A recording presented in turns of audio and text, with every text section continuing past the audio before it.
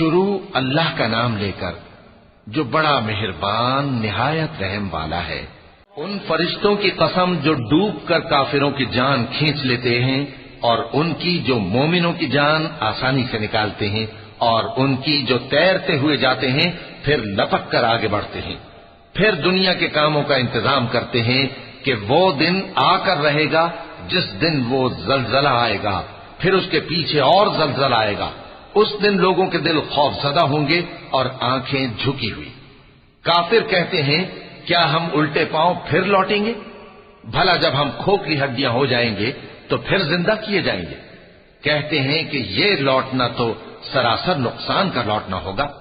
تو بس وہ ایک ڈانٹ ہوگی، اس وقت وہ سب میدان حشر میں آ جمع ہوں گے۔ بھلا تم کو موسیٰ کی حکایت پہنچی ہے جب ان کے پروردگار نے ان کو پاک میدان یعنی طویٰ میں پکارا اور حکم دیا کہ فرعون کے پاس جاؤ کہ وہ سرکش ہو رہا ہے، پھر اس سے کہو کہ کیا تو چاہتا ہے کہ پاک ہو جائے اور میں تجھے تیرے پروردگار کا رستہ بتاؤں تاکہ تجھ کو خوف پیدا ہو؟ غرض انہوں نے اس کو بہت بڑی نشانی دکھائی مگر اس نے جھٹلایا اور نہ مانا۔ پھر لوٹ گیا اور تدبیریں کرنے لگا، سو اس نے لوگوں کو اکٹھا کیا، پھر بلند آواز سے بولا، سو کہنے لگا کہ تمہارا سب سے بڑا مالک میں ہوں۔ تو اللہ نے اس کو دنیا اور آخرت دونوں کے عذاب میں پکڑ لیا۔ جو شخص اللہ سے ڈر رکھتا ہے اس کے لیے اس قصے میں عبرت ہے۔ بھلا تمہارا بنانا مشکل ہے یا آسمان کا؟ اللہ نے اس کو بنایا، اس کی چھت کو اونچا کیا، پھر اسے برابر کر دیا، اور اسی نے رات تاریک بنائی اور دن کو دھوپ نکالی، اور اس کے بعد زمین کو پھیلا دیا۔ اسی نے زمین میں سے اس کا پانی نکالا اور چارہ اگایا اور اس پر پہاڑوں کا بوجھ رکھ دیا۔ یہ سب کچھ تمہارے اور تمہارے مویشیوں کے فائدے کے لیے کیا۔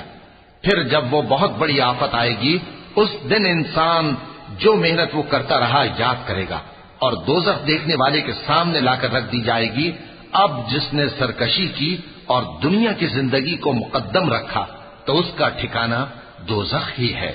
اور جو اپنے پروردگار کے سامنے کھڑے ہونے سے ڈرتا اور نفس کو بیجا خواہشوں سے روکتا رہا تو اس کا ٹھکانہ بہشت ہی ہے۔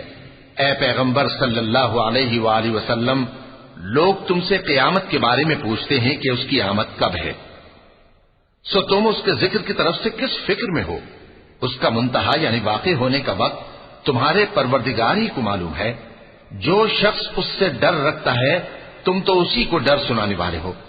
جب وہ اس کو دیکھیں گے تو ایسا خیال کریں گے کہ گویا دنیا میں صرف ایک شام یا ایک صبح رہے تھے۔ وَلَقَ اللَّهُ